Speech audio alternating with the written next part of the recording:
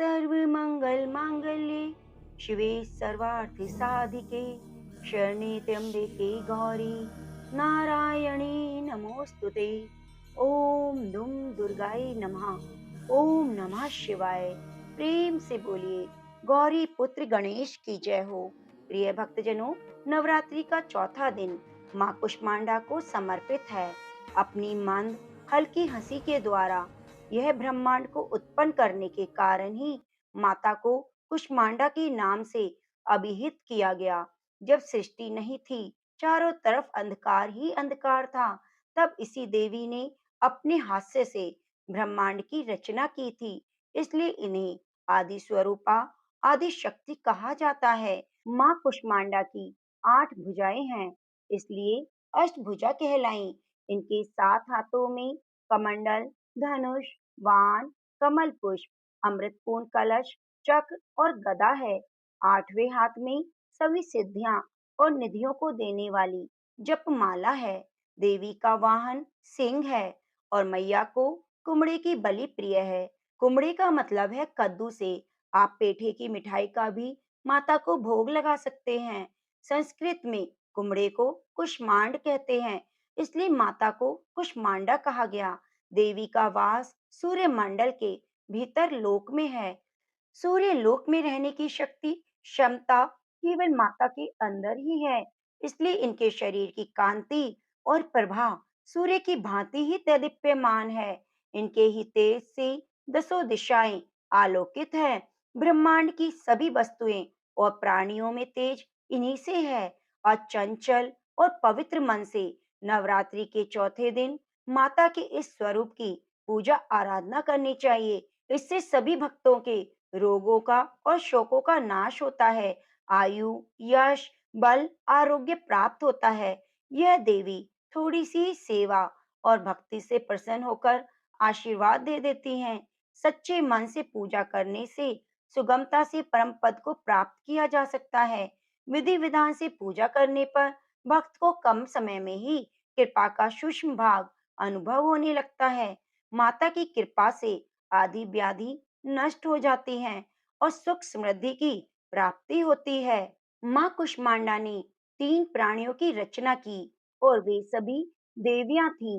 अपनी बाईं आंख से माँ काली को उत्पन्न किया, अपनी मस्तिष्क की आंख से माँ लक्ष्मी को अवतरित किया और दाईं आंख से एक दयालु और मुस्कुराती रूप माँ सरस्वती को अवतरित किया। नवरात्रि के चौथे दिन शुद्धि बुद्धि और पवित्र मन से माँ कुष्मांडा की पूजा करनी चाहिए और ओम देवी कुष्मांडाय नमः का जप निरंतर करते रहना चाहिए। तो प्रेम से बोलिए ओम नमः शिवाय। ओम दुम दुर्गाय नमः। माता, अपने भक्तों के सभी दुखों को दूर करना, उन पर कृपा बनाना, उन्हें सिद्धि विजय देना। प्रेम से बोलिए जय माता दी। प्रिय भक्तजनों, नवरात्रि के व्रत के साथ नवरात्रि में माता रानी की कथा को जरूर सुनना चाहिए। तो आइए माता रानी के चरणों का ध्यान करते हुए रसपान करते हैं पवित्र और दुर्लभ कथा। आप इस कथा को पूरा अवश्य सुनिए और अपने जीवन की मंगल कामना के लिए, माता रानी की कृपा प्राप्त करने के लिए जय माता रानी जरूर लिखिए। बृहस्पति जी बोले, हे ब्रह्मा जी, आप अत्यंत बुद्धिमान, सर्वशास्त्र और चारों वेदों को जानने वालों में श्रेष्ठ हो। हे प्रभु, कृपा कर मेरा वचन सुनो। चैत्र, अश्विन, माघ और आषाढ़ मास के शुक्ल पक्ष में नवरात्रि का व्रत और उत्सव क्यों किया जाता है? हे भगवान, इस व्रत का क्या फल है? किस प्रकार करना उचित है? पहले इस व्रत को किसने किया, सो विस्तार से कहो। बृहस्पति जी का ऐसा प्रश्न सुनकर ब्रह्मा जी कहने लगे, हे बृहस्पति, प्राणियों का हित करने की इच्छा से तुमने बहुत ही अच्छा प्रश्न किया है। जो मनुष्य मनोरथ पूर्ण करने वाली दुर्गा, महादेवी, सूर्य और नारायण को ध्यान करते हैं, वे मनुष्य धन्य हैं। यह नवरात्रि व्रत सभी मनोकामनाओं को पूरा करने वाला है। इसके करने से पुत्र चाहने वाले को पुत्र, धन चाहने वाले को धन, विद्या चाहने वाले को विद्या, सुख चाहने वाले को सुख मिल सकता है। इस व्रत को करने से रोगी मनुष्य का रोग दूर हो जाता है। कारागार में पड़ा हुआ मनुष्य बंधन से छूट जाता है। मनुष्य की तमाम विपत्तियां दूर हो जाती हैं और घर में संपूर्ण संपत्तियां आकर उपस्थित हो जाती हैं। बंध्या और काक बंध्या की इस व्रत के करने से पुत्र हो जाता है। समस्त पापों को दूर करने वाले इस व्रत के करने से ऐसा कौन सा मनोरथ है जो पूरा नहीं हो सकता? यदि व्रत करने वाला मनुष्य सारे दिन का उपवास ना कर सके, तो एक समय भोजन करे। उस दिन बांधवों सहित नवरात्रि कथा का श्रवण करे। हे बृहस्पति, जिसने पहले इस महाव्रत को किया है, उसका पवित्र इतिहास मैं तुम्हें सुनाता हूँ। तुम सावधान होकर सुनो। इस प्रकार ब्रह्मा जी के वचन सुनकर बृहस्पति जी बोले, हे ब्राह्मण, मनुष्यों को कल्याण करने वाले इस व्रत के इतिहास को मेरे लिए कहा। मैं सावधान होकर सुन रहा हूँ। आपकी शरण में आए हुए मुझ पर कृपा करो। ब्रह्मा जी बोले, पीठत नाम के मनोहर नगर में एक अनाथ नाम का ब्राह्मण रहता था। वह भगवती दुर्गा का भक्त था। उसके संपूर्ण सद्गुणों से युक्त मानो ब्रह्मा ने सबसे पहली रचना की हो ऐसी यथार्थ नाम वाली सुमति नाम की एक अत्यंत सुंदर कन्या पैदा हुई। वह कन्या सुमति अपने घर के बालकपन में अपनी सहेलियों के साथ क्रीड़ा करती हुई इस प्रकार बढ़ने लगी जैसे शुक्ल पक्ष में चंद्रमा की कला बढ़ती है। उसका पिता प्रतिदिन दुर्गा की पूजा और होम किया करता। उस समय वह भी नियम से वहां उपस्थित होती थी। एक दिन वह सुमति अपनी सखियों के साथ खेलने लग गई और भगवती के पूजन में उपस्थित न हुई। उसके पिता को पुत्री की ऐसी असावधानी देखकर क्रोध आया और पुत्री से कहने लगी, हे दुष्ट पुत्री, आज प्रभात से तुमने भगवती का पूजन नहीं किया। इस कारण मैं किसी कुष्टी और दरिद्र मनुष्य से तेरा विवाह करूंगा। इस प्रकार कुपित पिता के वचन सुनकर कुमति को बड़ा दुख हुआ। पिता से कहने लगी, हे पिताजी, मैं आपकी कन्या हूँ, आपके अधीन हूँ। जैसी आपकी इच्छा हो मेरा विवाह कर सकते हो। होगा वही जो मेरे भाग्य में लिखा है। मेरा तो इस पर पूर्ण विश्वास है। मनुष्य न जाने कितने मनोरथों को चिंतन करता है, पर होता तो वही है जो भाग्य में विधाता ने लिखा है। जो जैसा करता है उसको फल भी उसके कर्म के अनुसार मिलता है, क्योंकि कर्म करना मनुष्य के अधीन है, पर फल देना भगवान के अधीन है। जैसे अग्नि में पड़े हुए तृण की उसकी अधिक प्रदीप्त कर देते हैं, उसी तरह अपनी कन्या के ऐसे निर्भयता से कहे हुए वचन सुनकर उस ब्राह्मण को बहुत क्रोध आया। तब उसने अपनी कन्या का एक कोष्टी के साथ विवाह कर दिया। अत्यंत क्रुद्ध होकर पुत्री से कहने लगा, जाओ जाओ जल्दी जाओ और अपने कर्मों का फल भोगो। देखें केवल भाग्य के भरोसे पर क्या रह सकती हो। इस प्रकार से कहे हुए पिता के कटु वचनों को सुनकर सुमति अपने मन में विचार करने लगी, अहो मेरा बड़ा दुर्भाग्य है, जिससे मुझे ऐसा पति मिला। इस तरह अपने दुख का विचार करती हुई वह सुमति अपने पति के साथ वन चली गई और भयानक वन में कोषायुक्त उस स्थान पर उन्होंने वह रात बड़े कष्ट से व्यतीत की। वह गरीब बालिका की ऐसी दशा देखकर भगवती पूर्व पुण्य के प्रभाव से प्रकट होकर सुमति से कहने लगी, हे ब्राह्मणी, मैं तुम पर प्रसन्न हूँ, जो चाहे वर मांग सकती हो। मैं प्रसन्न होने पर मनवांछित फल देने वाली हूँ। इस प्रकार भगवती दुर्गा का वचन सुनकर ब्राह्मणी कहने लगी, आप कौन हैं जो मुझ पर प्रसन्न हुई? ये सब मेरे लिए कहा और अपनी कृपा दृष्टि से मुझ दासी को कृतार्थ किया।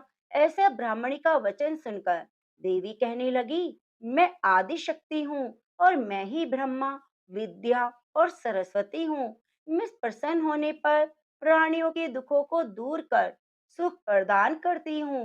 हे ब्राह्मणी, मैं तुम पर तुम्हारे पूर्व जन्म के पुण्य के प्रभाव से प्रसन्न हूँ। तुम्हारे पूर्व जन्म का वृतांत सुनाती हूँ। सुनो, तुम पूर्व जन्म में निषाद भील की स्त्री थी, बहुत पतिव्रता थी। एक दिन तेरे पति निषाद ने चोरी करने के कारण तुम दोनों को सिपाहियों ने पकड़ लिया और लेकर जेल खाने में डाल दिया। उन लोगों ने तेरे को और तेरे पति को भोजन भी ना दिया। इस प्रकार नवरात्रि के दिनों में तुमने न तो कुछ खाया और न जल पिया, इसलिए 9 दिनों तक नवरात्रि का व्रत हो गया। हे ब्राह्मणी, उन दिनों में जो व्रत हुआ, उस व्रत के प्रभाव से प्रसन्न होकर तुम्हें मनोवांछित फल दे रही हूँ। तुम्हारी जो इच्छा हो सो मांगो। इस प्रकार दुर्गा के कहे वचन सुनकर ब्राह्मणी बोली, अगर आप मुझ पर प्रसन्न हैं, तो हे दुर्गे, आपको प्रणाम करती हूँ। कृपया करके मेरे पति के कोढ़ को दूर करो। देवी कहने लगी, उन दिनों में जो तुमने व्रत किया था, उस व्रत के एक दिन का पुण्य अपने पति का कोढ़ दूर करने के लिए अर्पण करो। मेरे प्रभाव से तेरा पति कोढ़ से रहित हो जाएगा, सोने के समान शरीर हो जाएगा। ब्रह्मा जी बोले। इस प्रकार देवी का वचन सुनकर वह ब्राह्मणी बहुत प्रसन्न हुई और पति को निरोग करने की इच्छा से ठीक है ऐसा बोली। जब तक उसके पति का शरीर भगवती दुर्गा की कृपा से कुष्ठहीन होकर अति कांति युक्त हो गया, जिसकी कांति के सामने चंद्रमा की कांति भी क्षीण हो जाती है। वे ब्राह्मणी पति की मनोहर देह को देखकर देवी को अति पराक्रम वाली समझकर स्तुति करने लगी। हे दुर्गे, आप दुर्गति को दूर करने वाली, तीनों जगत का संताप हरने वाली, समस्त दुखों को दूर करने वाली, रोगी मनुष्य को निरोग करने वाली, प्रसन्न होने पर मनवांछित फल देने वाली, दुष्ट मनुष्य का नाश करने वाली, तुम ही सारे जगत की माता पिता हो। हे अम्बे, मुझ अपराध रहित अबला की मेरे पिता ने कोष्ठी के साथ विवाह कर मुझे घर से निकाल दिया। उसकी निकाली हुई मैं पृथ्वी पर घूमने लगी। आपने ही मेरा इस आपत्ति रूपी समुद्र से उद्धार किया है। हे देवी, आपको प्रणाम है। मुझ दीन की रक्षा करो। ब्रह्मा जी बोले, हे बृहस्पति, इस प्रकार उस सुमति ने मन से देवी की बहुत स्तुति की। उसे की हुई स्तुति सुनकर देवी को बहुत संतोष हुआ और ब्राह्मणी से कहने लगी, हे ब्राह्मणी, तुम्हारे उदायल नाम का एक अति बुद्धिमान, धनवान, कीर्तिवान, जितेंद्रिय पुत्र शीघ्र होगा। ऐसा कहकर वह देवी उस ब्राह्मणी से फिर कहने लगी, हे ब्राह्मणी, जो कुछ इच्छा है वही मनोवांछित वस्तु तुम मांग सकती हो। ऐसे भगवती दुर्गा का वचन सुनकर सुमति बोली, हे दुर्गे, अगर आप मुझ पर प्रसन्न हैं, तो कृपया करके मुझे नवरात्रि की विधि बताइए। हे दयावती, जिस विधि से नवरात्रि व्रत करने से आप प्रसन्न हो, उस विधि और उसके फल को मेरे को विस्तार से बताइए। इस प्रकार ब्राह्मणी के वचन सुनकर दुर्गा कहने लगी, हे ब्राह्मणी, मैं तुम्हारे लिए संपूर्ण पापों को दूर करने वाले नवरात्रि व्रत की विधि बताती हूँ, जिसको सुनने से सभी पाप दूर हो जाते हैं और मोक्ष की प्राप्ति होती है। अश्विन मास के शुक्ल पक्ष की प्रतिपदा से लेकर 9 दिनों तक विधि पूर्वक व्रत करें। यदि दिन भर का व्रत ना कर सके, तो एक बार भोजन करें। पढ़े लिखे ब्राह्मणों से पूछकर घट स्थापना करें। वाटिका बनाकर प्रतिदिन जल से सींचे।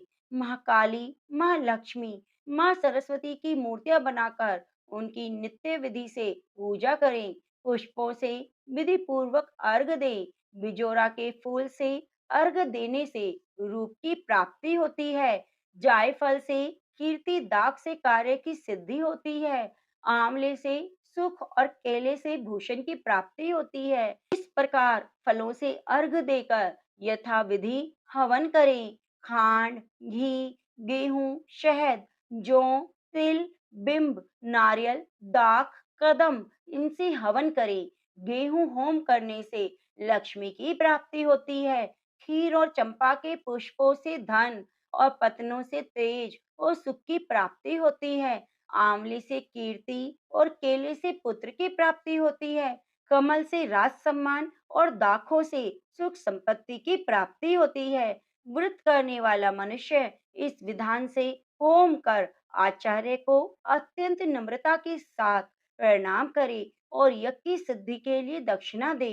इस महाव्रत को पहले बताई हुई विधि के अनुसार जो कोई करता है उसके सभी मनोरथ पूर्ण हो जाते हैं। इसमें तनिक भी संशय नहीं। इन 9 दिनों में जो कुछ दान आदि किया जाता है उसका करोड़ों गुना फल मिलता है। इस नवरात्रि के व्रत करने से अश्वमेध यज्ञ का फल मिलता है।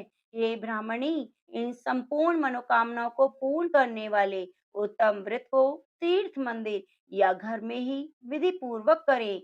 ब्रह्मा जी बोले, हे बृहस्पति, इस प्रकार ब्राह्मणी को व्रत की विधि बतलाकर देवी अंतर ध्यान हो गई। जो मनुष्य स्त्री पुरुष इस व्रत को विधि पूर्वक करता है इस लोक में सुख पाकर दुर्लभ मोक्ष को प्राप्त करता है। हे बृहस्पति, यह दुर्लभ व्रत का महात्म्य मैंने तुम्हारे लिए बताया। ऐसा ब्रह्मा जी का वचन सुनकर बृहस्पति जी आनंद के कारण रोमांचित हो गए। ब्रह्मा जी से कहने लगे, हे ब्रह्मा जी, आपने मुझ पर अति कृपा की, जो अमृत के समान इस नवरात्रि व्रत का महात्म्य सुनाया। हे प्रभु, आपके बिना और कौन इस महात्म्य को सुना सकता है। ऐसा बृहस्पति जी के वचन सुनकर ब्रह्मा जी बोले, हे बृहस्पति, तुमने सभी प्राणियों का हित करने वाले इस अलौकिक व्रत को पूछा, इसलिए तुम धन्य हो। यह भगवती शक्ति संपूर्ण लोकों का पालन करने वाली है। इस महादेवी के प्रभाव को कौन जान सकता है। तो प्रेम से बोलिए, जय माता दी। ओम दुम दुर्गाए नमः। प्रिय भक्तजनों, अब श्रवण करते हैं गणेश जी की कथा, क्योंकि नवरात्रियों में हमें गणेश जी की कथा को जरूर सुनना चाहिए। गौरी पुत्र गणेश की जय। ओम नमः शिवाय। प्रेम से बोलिए, गणेश भगवान की जय हो। एक गांव में एक शंभू नाम का व्यक्ति रहता था। वह गणेश भगवान का परम भक्त था। गणेश भगवान की भक्ति उसे पिता से विरासत में मिली थी। वह रोज प्रभु को भोग लगाता, आरती करता, उसके बाद ही कुछ खाया करता। गणेश भगवान की उस पर विशेष कृपा थी। उसके घर में किसी चीज की कमी ना थी। केवल उसकी पत्नी को छोड़कर, उसकी पत्नी का नाम तो शांति था, परंतु वह बिल्कुल अशांत थी। उसे भगवान की पूजा करना बिल्कुल पसंद नहीं था। वह रोज सुबह शंभू पर चिल्लाती और एक बात कहती, क्या शोर मचा रखा है। रोज रोज घंटी बजाकर, शंख बजा बजाकर पूरा गांव इकट्ठा कर लेते हो। बहुत समझाता, पर वह समझने वाली कहाँ थी। एक दिन शंभू को किसी काम से बाहर जाना पड़ा। उसने अपनी पत्नी से बड़े ही प्रेम भाव से कहा, शांति सुनो, मुझे 2 दिनों के लिए बाहर जाना है। इतना सा काम कर देना कि प्रभु के भोग का ध्यान रख लेना, नहीं तो मेरे प्रभु भूखे रह जाएंगे। शांति ने अनमनी मन से बात सुनी। जब शंभू चला गया तो उसे एक उल्टी चाल सूझी। उसने सोचा, यदि गणेश भगवान को ही घर से बाहर निकाल दूं तो रोज रोज की आरती, पूजा, भोग, शोर शराबे का झंझट खत्म हो जाएगा। उसने घर के पीछे जाकर एक गड्ढा खोदा, उसमें गणेश जी की मूर्ति को दबा दिया और घर में वापस आ गई। शंभू जब घर वापस आया तो उसने मंदिर में गणेश भगवान को ना देखा। वह भागा भागा शांति के पास गया और कहने लगा, शांति, मेरे प्रभु कहाँ हैं? वे मंदिर में नहीं हैं। शांति अनजान बनकर बोली, मुझे तो पता नहीं, कल रात ही तो मैंने धूप आरती और भोग लगाया था। शंभू पागलों की तरह गणेश भगवान को पूरे घर में खोजता रहा। उसे मन ही मन पता था कि यह काम तो शांति का है। उसी ने मेरी पूजा पाठ पसंद नहीं। उसने ही शांति से कहा, यदि मेरे प्रभु मुझे ना मिले तो मैं खाना पीना छोड़ दूंगा। शांति को लगा 1-2 दिन का नाटक है, उसके बाद सब ठीक हो जाएगा। शंभू को रोते बिलखते 7 दिन हो गए। वह शांति से बोला, शांति, मुझे पता है तुमको ही मेरी पूजा पाठ पसंद नहीं। मेरे गणेश भगवान की प्रतिमा को तुमने कहीं छिपाया है। यदि मुझे मेरे गणेश भगवान ना मिले तो मैं कुएं में कूदकर अपनी जान दे दूंगा। अगर शांति मुंह खोलती तो उसका झूठ पकड़ा जाता। इसलिए वह बोली, आप मुझ पर शक क्यों कर रहे हो? सच में मुझे नहीं पता। ज्यादा प्यार आ रहा है तो मैं नई प्रतिमा लाकर देती हूँ, पर शंभू को तो वही चाहिए थी। सारे गांव वाले यह देख रहे थे और इकट्ठा हो गए। शंभू की व्यथा गणेश भगवान भी देख रहे थे। वह भी अपने भक्त के पास जाने के लिए बेचैन थे। उधर शंभू कुएं की ओर चढ़ गया। शांति भागी भागी गणेश भगवान की प्रतिमा गड्ढे से निकालने लगी, पर गड्ढे में गणेश जी की प्रतिमा नहीं थी, क्योंकि गणेश भगवान अपनी प्रतिमा स्वयं निकाल लिए थे। गणेश भगवान बालक का रूप लेकर और अपनी प्रतिमा को निकालकर शंभू के पास पहुंचे और बोले, काका, यही प्रतिमा है आपकी, इसे ही ढूंढ रहे हो क्या? शंभू ने पीछे मुड़कर देखा तो एक सुंदर बालक के हाथ में गणेश जी थे। वे कुएं से नीचे उतरा, प्रभु को गले से लगाया और रोते रोते स्नान कराया, भगवान को मंदिर में स्थापित किया। वह बालक शांति की तरफ देखकर मुस्कुरा रहा था। शांति सोच में पड़ गई कि इस मूर्ति का पता इस बालक को कैसे चला। शंभू के साथ शांति भी अंदर चली गई। शंभू ने रोते रोते बड़े भाव से गणेश जी को स्थापित किया, पूजा की और बालक का खूब धन्यवाद किया। बालक जी, जो स्वयं भगवान थे, वे बोले, काका, क्या मुझे भोग नहीं खिलाओगे? शंभू भागा भागा गया और भोग लेकर आया। जैसे ही भोग लेकर आया तो उसने देखा बालक अंतर ध्यान हो गया और तेज प्रकाश गणेश जी की प्रतिमा से उदित हो रहा है। वहां से बालक का अंतर ध्यान होना और तेज प्रकाश पुंज का आना शांति को अपने भूल का पश्चाताप होने लगा। वे दोनों समझ गए कि स्वयं गणेश जी अपनी प्रतिमा लेकर स्वयं स्थापित होने आए और मुझे दर्शन देने आए। दोनों भाव विभोर हो गए। उसी रात गणेश भगवान ने दर्शन दिए और कहा, मेरे साथ साथ शुभ लाभ, रिद्धि सिद्धि, सुख वैभव और लक्ष्मी जी सदा तुम्हारे घर में वास करेंगी। दुखियों की सेवा करना, दान देना, धर्म करना। इस प्रकार से शंभू की भक्ति अमर हो गई। प्रिय भक्तजनों, जो भी इस कथा का श्रवण करता है, गणपति बाप्पा उस पर कृपा करते हैं, उसके घर में माता लक्ष्मी का वास हो जाता है। तो प्रेम से बोलिए, गणेश भगवान की जय हो। तो प्रिय भक्तजनों, अब रसपान करते हैं माता के 51 शक्तिपीठों में से विशालाक्षी मां कर्णिका की पवित्र और दुर्लभ कथा। आप इस कथा को पूरा अवश्य सुनिए। मां कर्णिका विशालाक्षी का मंदिर यूपी के बनारस में स्थित है। बनारस को काशी नगरी के नाम से भी जाना जाता है। यह एक ऐसा मंदिर है, काशी विशालाक्षी मंदिर, जिसका वर्णन देवी पुराण में मिलता है। काशी विशालाक्षी मंदिर काशी विश्वनाथ मंदिर से कुछ दूरी पर स्थित 51 शक्तिपीठों में से एक है। यहाँ देवी सती के नेत्र, दाहिने कान के रत्न गिरे थे, इसलिए इस स्थान को मणिकर्णिका भी कहा जाता है।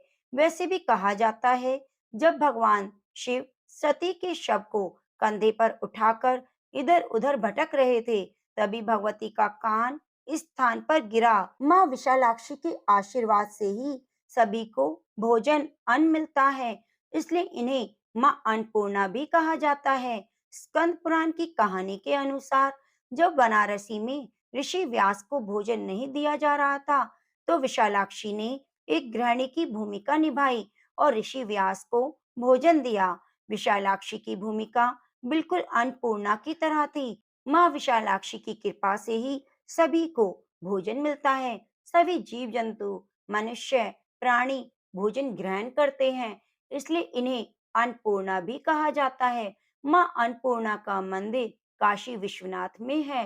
तो आइए माँ अन्नपूर्णा की बहुत ही पवित्र और दुर्लभ कथा को सुनते हैं। अन्नपूर्णे सदा पूर्णे शंकर प्राण बल्लभे ज्ञान वैराग्य सिद्ध्यर्थम भिक्षां देहि च पार्वती। माता च पार्वती देवी पिता देवो महेश्वरा। कहा जाता है, जिस घर में अन्नपूर्णा माता की पूजा होती है, वहां कभी भी अन्न की कमी नहीं होती। घर में भंडारे हमेशा भरे रहते हैं।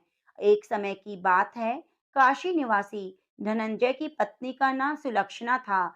उसे अन्य सब सुख प्राप्त थे, केवल निर्धनता ही उसके दुख का कारण थी। यह दुख उसे हर समय सताता था। एक दिन सुलक्षणा पति से बोली, स्वामी, आप कुछ मेहनत करो तो काम चले, इस प्रकार कब तक काम चलेगा?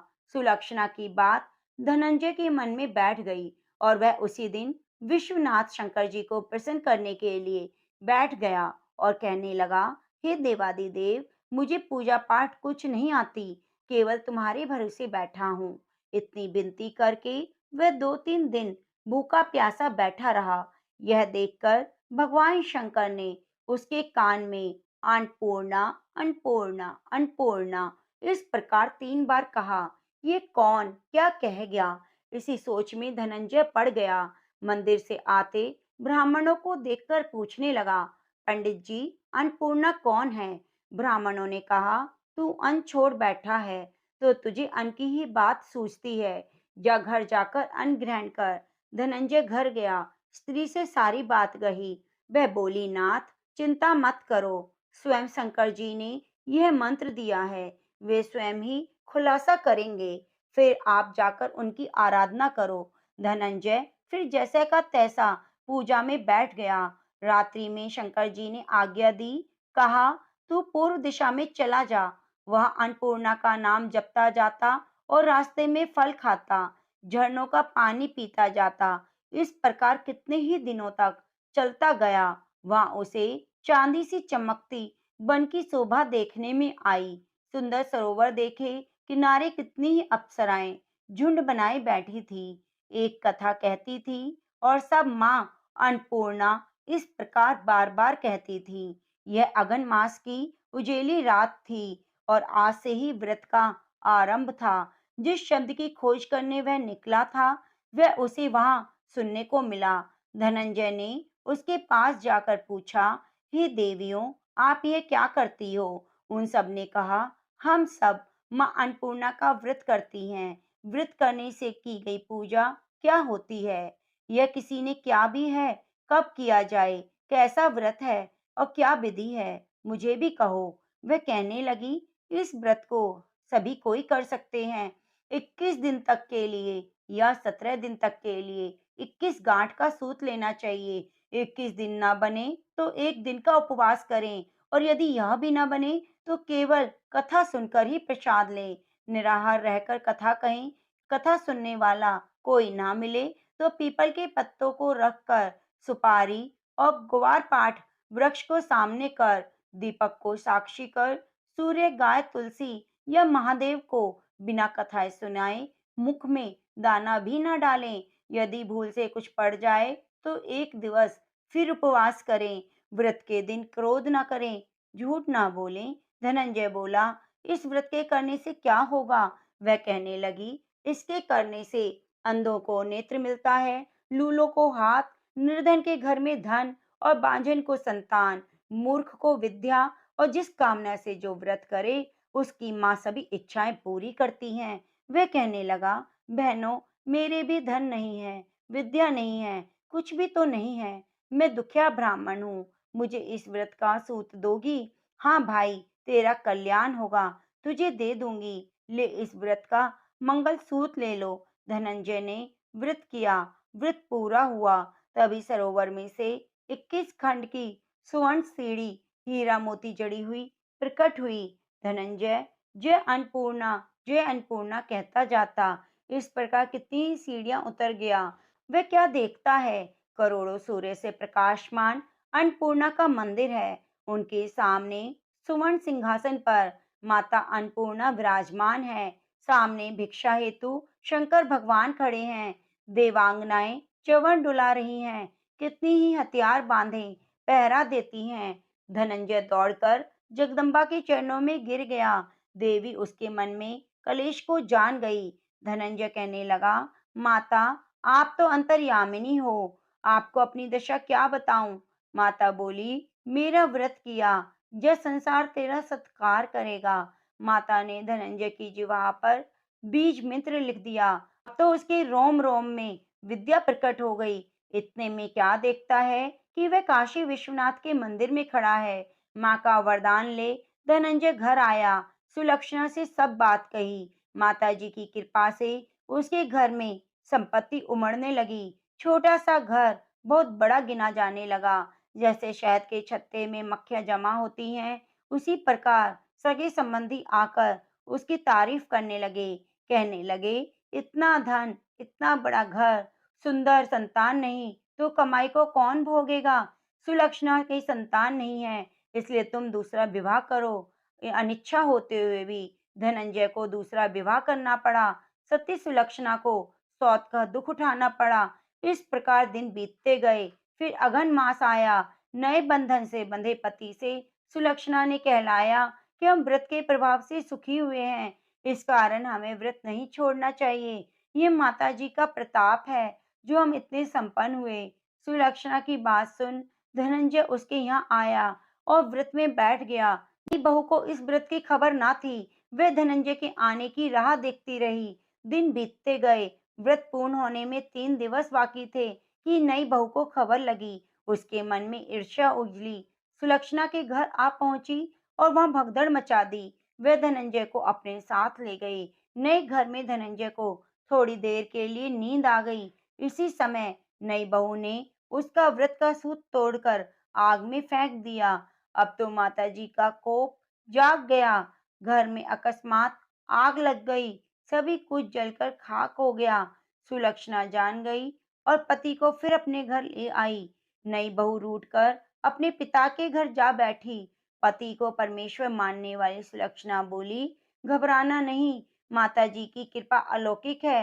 पुत्र कुपुत्र हो जाता है पर माता कुमाता नहीं होती। अब आप श्रद्धा और भक्ति से आराधना शुरू करो, वे सभी हमारा कल्याण करेंगी। धनंजय फिर माता के पीछे पड़ गया। फिर वही सरोवर सीढ़ी प्रकट हुई। उससे माँ अन्नपूर्णा कहकर वह उतर गया। वहां जा माता जी के चरणों में रोने लगा। माता प्रसन्न हो बोली, यह मेरी स्वर्ण की मूर्ति ले, उसकी पूजा करना, तू सुखी हो जाएगा। मुझे यह तुझे मेरा आशीर्वाद है। तेरी सुलक्षणा श्रद्धा से मेरा व्रत करती है, उसे मैंने पुत्र दिया। धनंजय ने आंखें खोली तो खुद को काशी विश्वनाथ के मंदिर में खड़ा पाया। वहां से फिर उसी प्रकार घर को आया। इधर सुलक्षणा को दिन चढ़े और 9वें महीने में सुंदर पुत्र को जन्म दिया। गांव में आश्चर्य की लहर दौड़ पड़ी। इसी गांव के निसंतान सेठ के पुत्र होने पर उसने माता अन्नपूर्णा का मंदिर बनवा दिया। माता जी धूमधाम से पधारी गईं। यज्ञ हुआ। धनंजय को मंदिर के आचार्य का पद दे दिया गया। जीविका के लिए मंदिर की दक्षिणा और रहने के लिए बड़ा सुंदर सा भवन दिया गया। धनंजय स्त्री और पुत्र सहित वहीं रहने लगा। माता जी के चढ़ावे में भरपूर आमदनी होने लगी। उधर नई बहू पिता के घर डाका पड़ा, सब लुट गया। वे भीख मांगकर पेट भरने लगे। सुलक्षणा ने यह सुना तो उन्हें बुला भेजा, अलग घर में रख लिया, अन्न वस्त्र का प्रबंध कर दिया। धनंजय, सुलक्षणा, उसका पुत्र माता जी की कृपा से आनंद से रहने लगे। माता जी ने जैसे इनके भंडारे भरे वैसे सबके भरना। प्रिय मित्रों, माघ शीर्ष का महीना माँ अन्नपूर्णा को समर्पित है। इस पूरे माह में माँ अन्नपूर्णा की पूजा प्रार्थना की जाती है। कहा जाता है कि माँ अन्नपूर्णा की व्रत कथा सुनने से कभी भी घर में धन धान्य की कमी नहीं रहती। माँ अन्नपूर्णा ही हमारे जगत का भरण पोषण करने वाली हैं। बनारस में काशी विश्वनाथ मंदिर से कुछ दूरी पर माता अन्नपूर्णा का मंदिर है। इन्हें तीनों लोगों की माता माना जाता है। कहा जाता है इन्होंने स्वयं भगवान शिव को खाना खिलाया था। इस मंदिर की दीवार पर चित्र बने हुए हैं। एक चित्र में देवी कलछी पकड़ी हुई है। अन्नपूर्णा मंदिर के प्रांगण में कुछ मूर्तियां स्थापित हैं, जिनमें मां काली, शंकर, पार्वती और नरसिंह भगवान का मंदिर है। अन्नकूट महोत्सव पर मां अन्नपूर्णा का स्वर्ण प्रतिमा एक दिन के लिए भक्त दर्शन कर सकते हैं। अन्नपूर्णा मंदिर में आदि शंकराचार्य जी ने अन्नपूर्णा स्तोत्र की रचना कर ज्ञान वैराग्य की प्राप्ति की कामना की थी। अन्नपूर्णे सदा पूर्णे शंकर प्राण बल्लभे ज्ञान वैराग्य सिद्ध्यर्थम भिक्षाम देहि च पार्वती। अन्नपूर्णा देवी हिंदू धर्म में मान्य देवी देवताओं में विशेष रूप से पूजनीय है। इन्हें मां जगदम्बा का रूप माना गया है, जिनसे संपूर्ण विश्व का संचालन होता है। इन्हीं जगदम्बा के अन्नपूर्णा स्वरूप को संसार का भरण पोषण के लिए माना गया है। अन्नपूर्णा का शाब्दिक अर्थ है अन्न।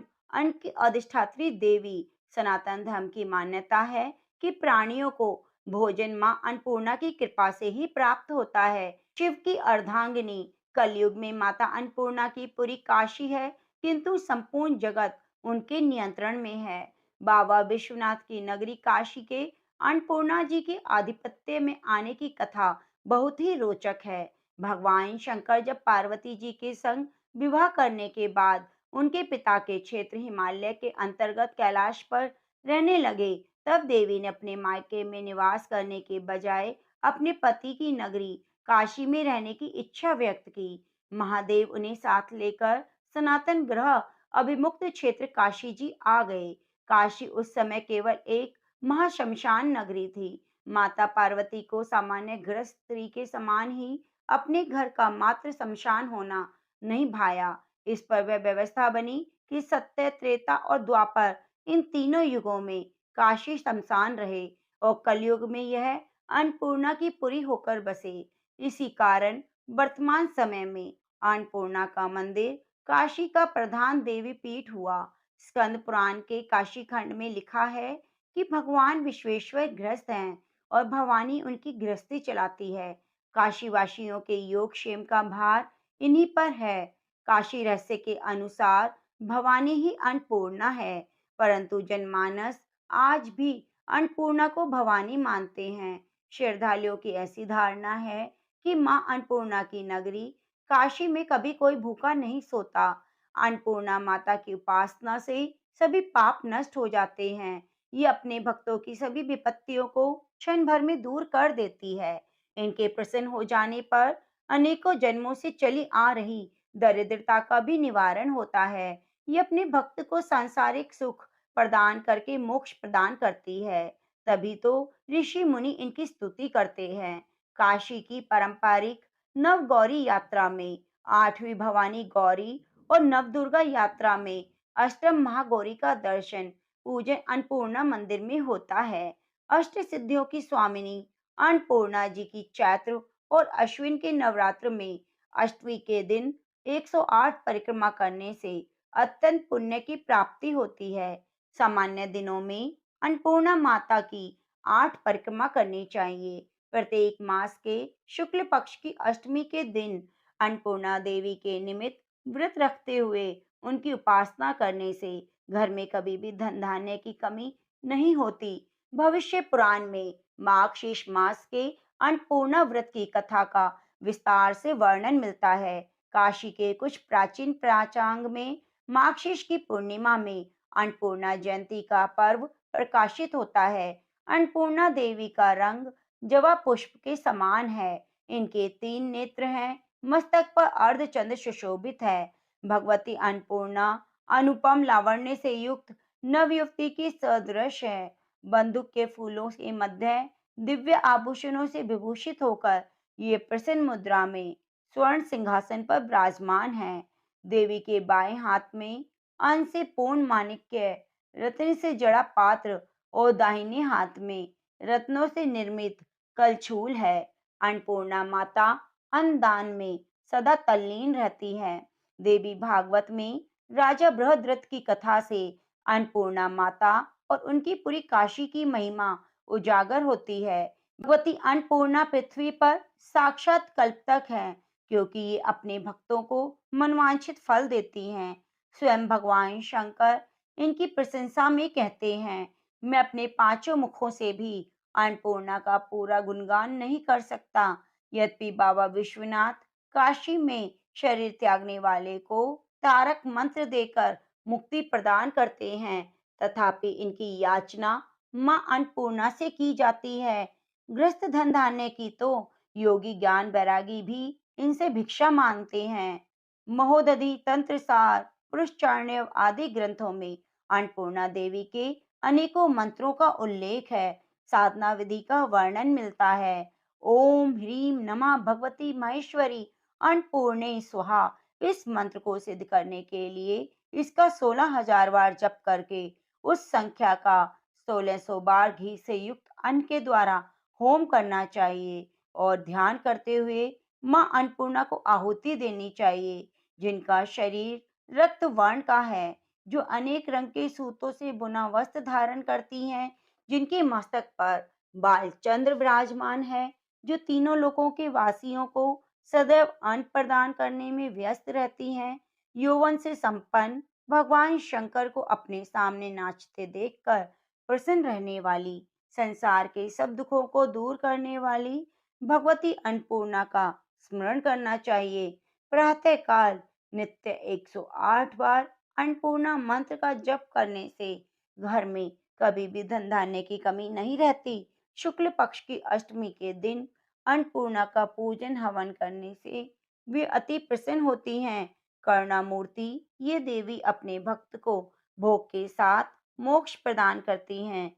संपूर्ण विश्व के अधिपति विश्वनाथ की अर्धांगिनी अन्नपूर्णा सबका बिना किसी भेदभाव के भरण पोषण करती हैं।